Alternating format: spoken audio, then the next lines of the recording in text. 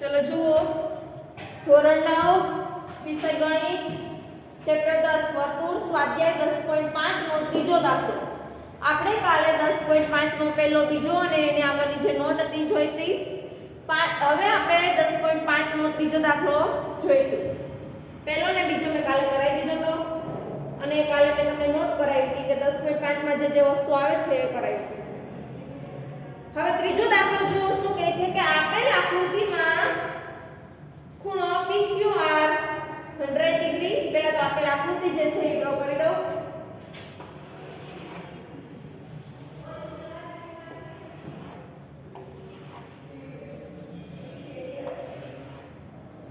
આપેલ આકૃતિમાં અમારી પાસે એક વર્તુળ છે. આપેલ આકૃતિમાં PQR અહીંયા P છે. પહેલા અહીંયા કેન્દ્ર કરી દો O. અહીંયા Q છે અને અહીંયા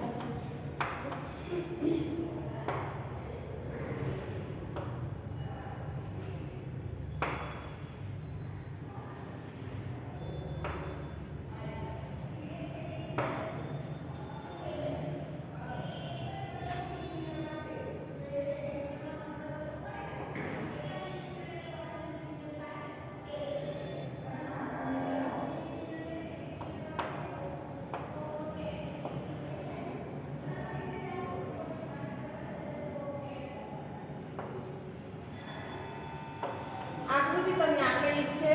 આ તો તમને હું અહીંયા સમજાય એટલા માટે દોરું છું. તમારી બુકમાં આકૃતિ આપેલી હશે. જો શું કહે છે કે આપેલ આકૃતિમાં PQR 100 ડિગ્રી. ખૂણો કેટલો છે? 100 ડિગ્રી. કેટલો તો કે PQR કેટલો છે?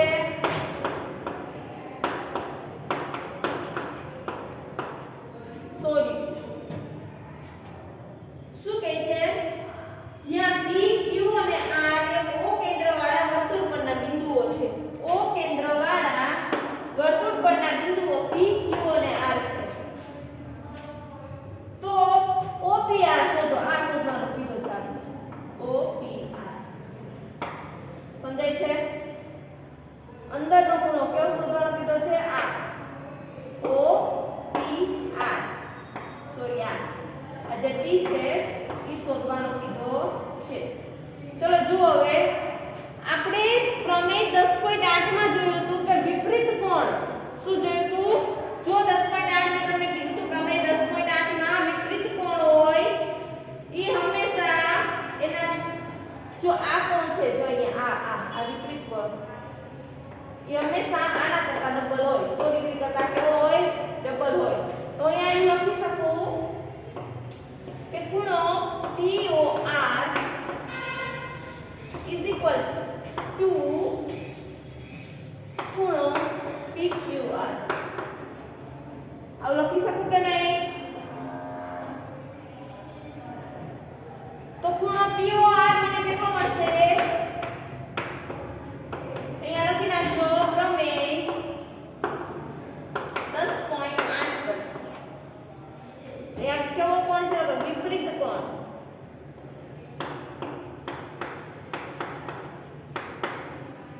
એ 2 અને PQR કેટલા ડિગ્રી એટલે તો 100. ખૂણો કેટલા રાખ્યો છે? 100. એટલે મને આ ખૂણો POR છે કેટલો મળશે? 200. સમજાય છે? આ POR કેટલો મળે છે મને? 200. હવે જુઓ આ જે 12 નો ખૂણો છે. આ 12 નો ખૂણો મને કેટલો મળ્યો? 200. સમજાય છે?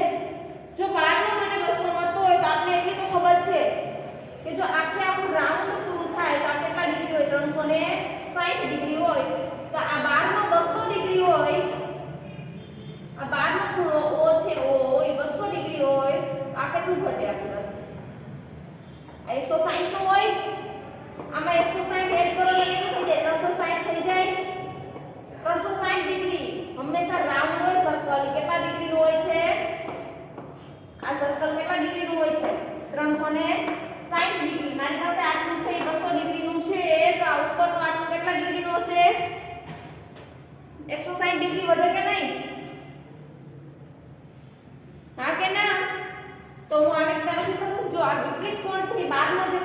કહેવાય? વિપરીત કોણ. તો એ ખૂણો POR, ખૂણો POR ઇઝ ઇક્વલ વિપરીત કોણ, વિપરીત કોણ અથવા તો પ્લસ પ્લસ વિપરીત કોણ ખૂણો POR ઇઝ ઇક્વલ ટુ કેટલા થાય? 360 ડિગ્રી. કેટલું થાય? 360 ડિગ્રી. તો મારે ખૂણો POR જોતો હોય, આપણે વિપરીત કોણ કેટલો આપેલો છે? વિપરીત કોણ કેટલો મળ્યો? 200 ડિગ્રી મળ્યો.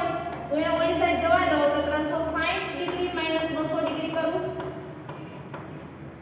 તો ખૂણો POR મને કેટલો મળશે? 160 ડિગ્રી મળશે. POR કેટલું મળ્યું? 160 ડિગ્રી. કહ્યું તો કે અંદરનું, અંદરનું કેટલા ડિગ્રી છે? 160 ડિગ્રી. જો શું કહે છે? તો કે આ ત્રિકોણ POR, ત્રિકોણ OPR માં, સોરી, ત્રિકોણ OPR, આનો ત્રિકોણ કહી દો, ત્રિકોણ OPR.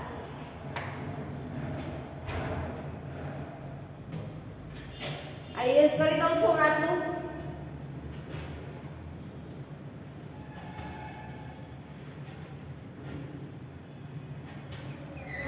જો ત્રિકોણ OPR માં,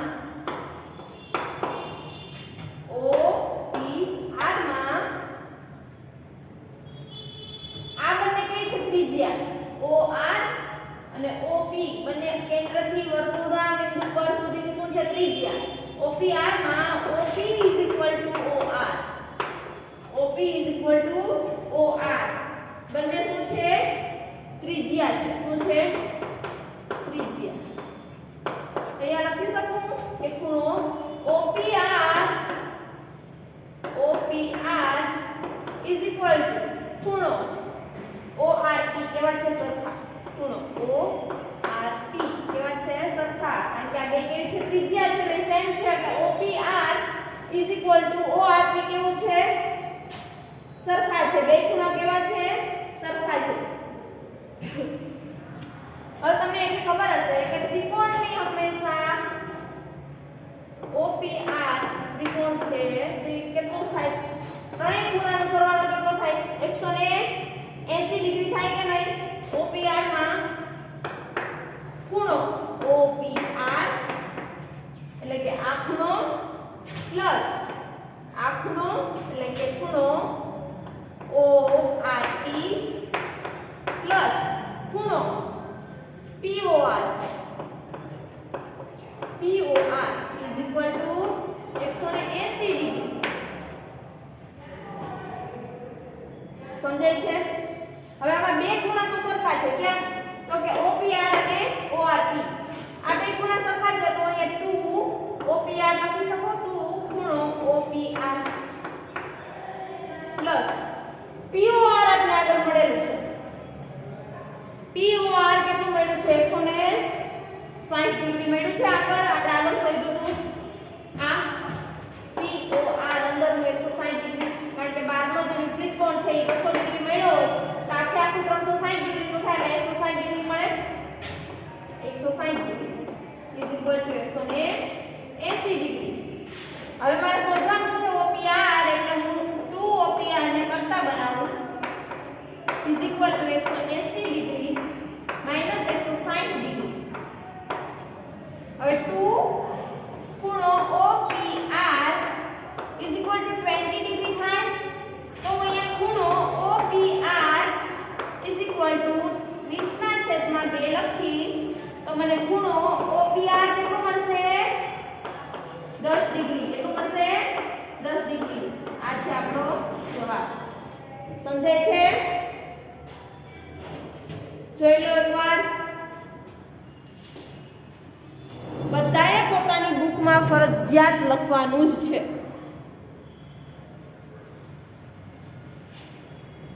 હું બધા જ બુક તો ચેક કરીશ જ. ચલો હવે એના પછીનો દાખલો જોઈએ. 4 દાખલા નંબર 4.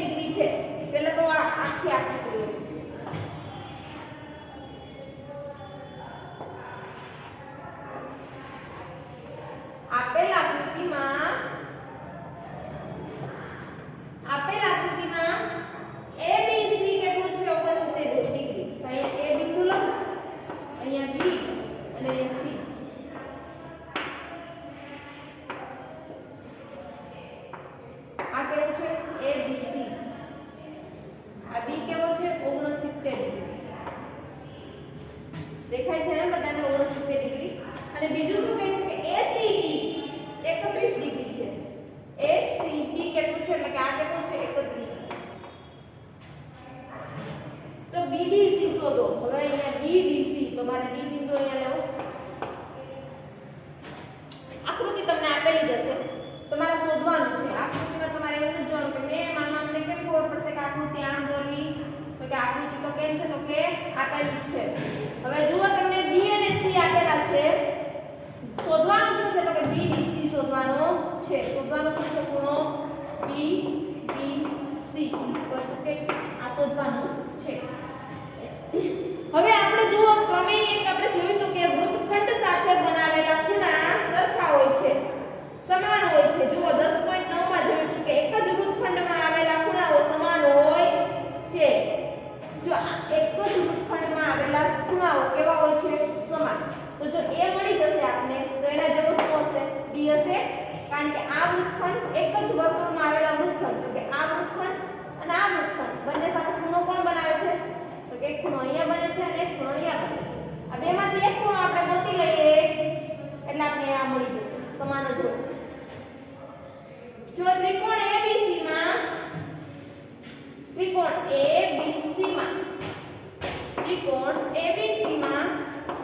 આપણે ખબર છે કે ત્રિકોણ ABC જ્યારે ત્રિકોણ હોય ત્યારે ત્રણેય ખૂણાનો સરવાળો કેટલો થાય, 180. તો મેં આ લખી શકું કે ખૂણો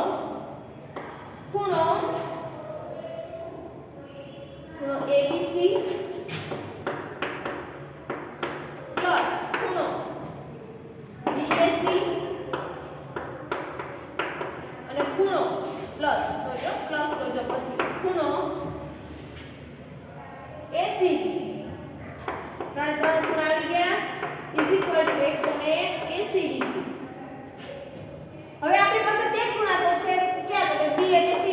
આ અને આ બે ખૂણા તો આપણી પાસે છે, તો કે 170 ડિગ્રી છે પ્લસ ખૂણો BAC પ્લસ આ ACD કેટલો છે આપણી પાસે, તો કે 31 degree is equal to 180 degree. હવે આપણે બેનું પ્લસ કરશું એટલે આપણે કેટલું મળશે, BAC પ્લસ 100 ડિગ્રી મળશે ઇઝ ઇક્વલ ટુ 180. સમજાય છે? તો આપણે BAC કેટલું મળશે, BAC તો કે 180 100, તો ખૂણો BAC is equal to 80 degree થાય. હવે જુઓ પ્રમેય 10.8 ઉપરથી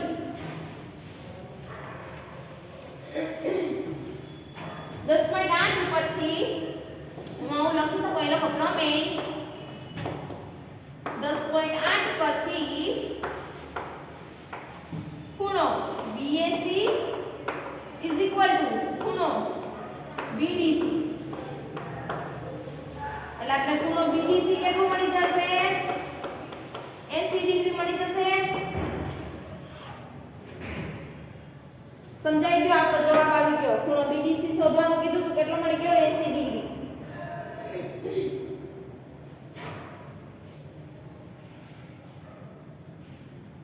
હવે જુઓ દાખલા નંબર 5 છે, એ તમારે જાતે કરવાનો છે. દાખલા નંબર 5 માં તમને આકૃતિ આપેલી છે. શું કીધું છે કે આકૃતિમાં વર્તુળ પર 4 બિંદુઓ છે ABCD અને AC અને BD એ E બિંદુ એવી રીતે છેદે છે કે જેથી BC = 130 ડિગ્રી અને ECD = 20 ડિગ્રી. તો આપણે શોધવાનું શું છે, BAC. જો કઈ રીતના થશે, તો કે ત્રિકોણ CED લઈ લેવાનું છે, CDE. ત્રિકોણ CDE માં ખૂણો BEC બહિષ્કોણ છે. ત્રિકોણ CDE તમે લેશો એટલે એમાં બહિષ્કોણ શું છે, તો BEC શું છે, બહિષ્કોણ. હવે આપણે ખબર છે કે BEC બહિષ્કોણ હોય તો એના BEC એવું લખી શકું કે ECD અને પ્લસ EBC. એકદમ ઈઝી છે. પ્રમેય 10.9 નો ઉપયોગ કરવાનો છે. પ્રમેય 10.9 શું છે, તો કે એક જ વૃત્તખંડમાં આવેલા બે ખૂણા કેવા હોય છે, સમાન. એટલે સેમ આના જેવું જ છે. જેવો તમે ચોથો દાખલો કર્યો એના જેવો પાંચમો છે, એટલે તમારે પાંચમો તમારી જાતે કરવાનો છે. એના પછીનો દાખલો છે છઠ્ઠો. આપણે છઠ્ઠો દાખલો કરીએ. હવે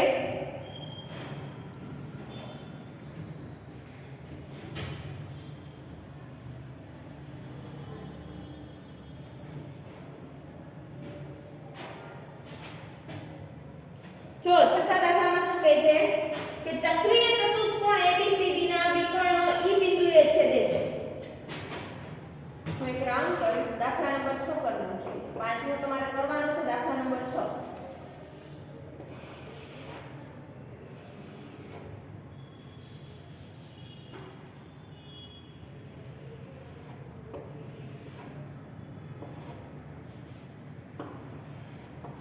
શું કહે છે કે ચક્રીય ચતુષ્કોણ એટલે એના ચક્રીય ચતુષ્કોણ એટલે તો કે ચતુષ્કોણ વર્તુળના ચારે ચાર બિંદુ ઉપર આવેલો હોય અંદર તેને શું કહેવાય ચક્રીય ચતુષ્કોણ.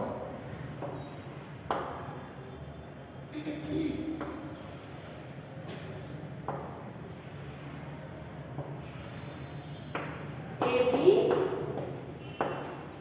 અને એને કહી દો સોરી A B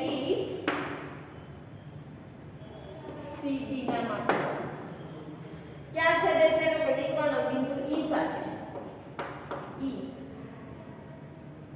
જો DBC 70 ડિગ્રી હોય DBC કેટલું હોય 70 ડિગ્રી. પછી શું કહે છે કે BAC ખૂણો BAC 30 ડિગ્રી હોય. ખૂણો BAC કેટલો હોય 20 ડિગ્રી હોય તો BAC આમ બનશે અહીંથી BAC કેટલો છે 20 ડિગ્રી સોરી BAC કીધો છે એટલે A કેટલો છે 20 ડિગ્રી.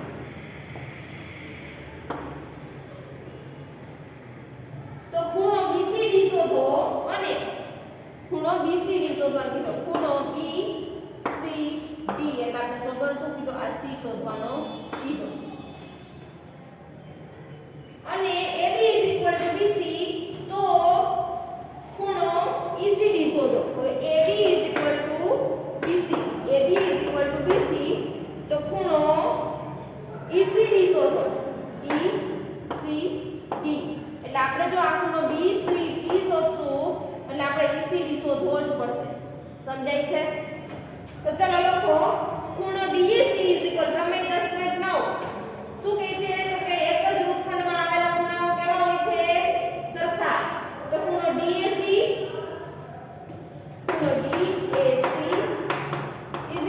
જો ખૂણો DAC જો આ વૃત્તખંડમાં સાથે આવેલો એ સરખો હોય તો ખૂણો DBC આ બે કેવા છે સરખા. DAC અને DBC કેવા છે સરખા. એક જ વૃત્તખંડમાં આવેલા ખૂણાઓ સરખા હોય છે. લખનાનો પ્રમેય 10.9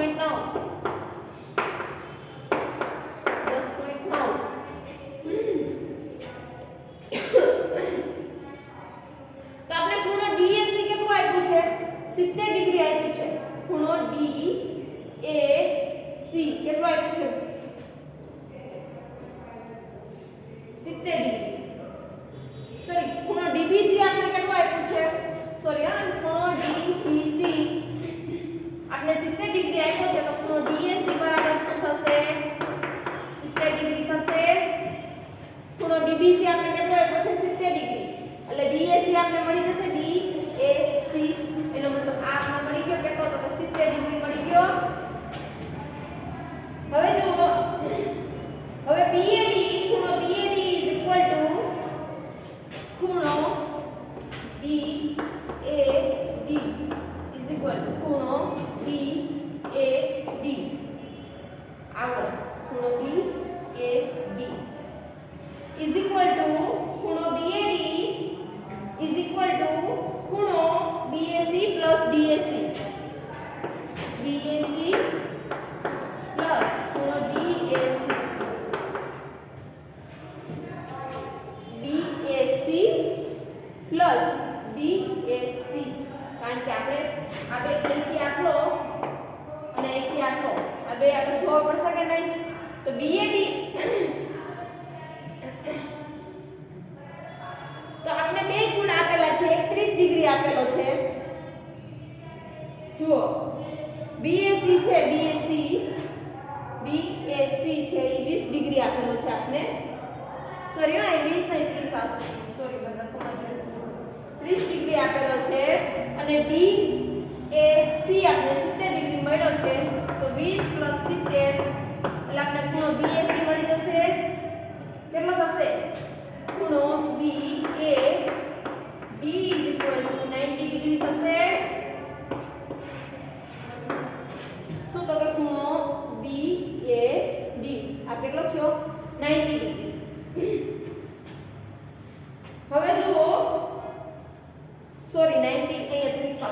સોરી અહીંયા 30 છે એટલે 100 થશે મારાથી 20 ન થાય 100 ડિગ્રી મળી ગયો BAD કેટલો આ બેનો સરવાળા જેટલો થાય એટલે તો ખબર પડી જાય કે 100 ડિગ્રી છે હવે ચક્રીય ચતુષ્કોણમાં ABCD માં BAD અને BCD ખૂણો BAD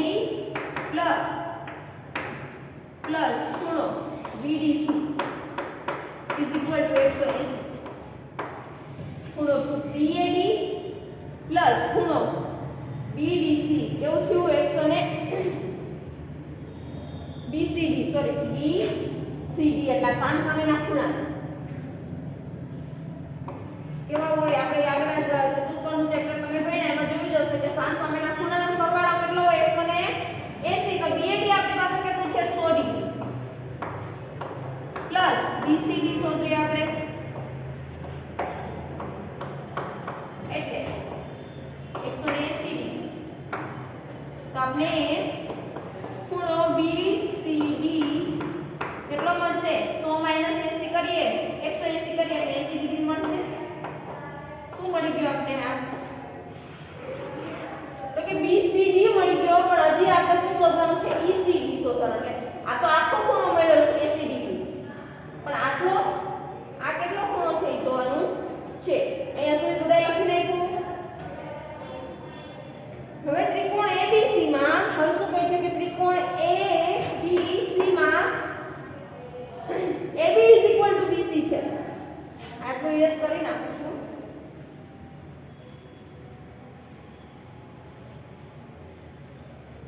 જો શું કહે છે કે ત્રિકોણ ABC માં આ ત્રિકોણ ABC જે આપણે રકમમાં જ કીધું ABC માં AB BC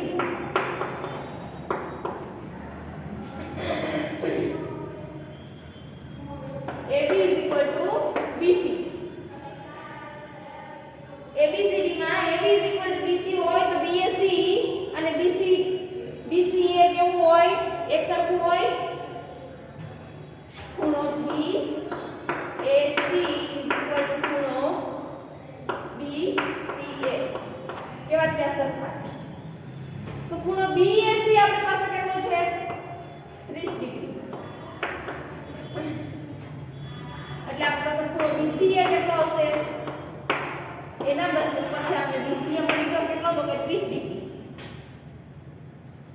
હવે જો ખૂણો BCD આપણે કેટલા આપ્યા છે BCD કેટલો મળ્યો 80 ડિગ્રી મળ્યો છે ખૂણો BCD કેટલો મળ્યો તો આપણે BCD 80 ડિગ્રી તો ખૂણો BCD ખૂણો BCD BAC BCD શું થશે BAC ખૂણો BAC પ્લસ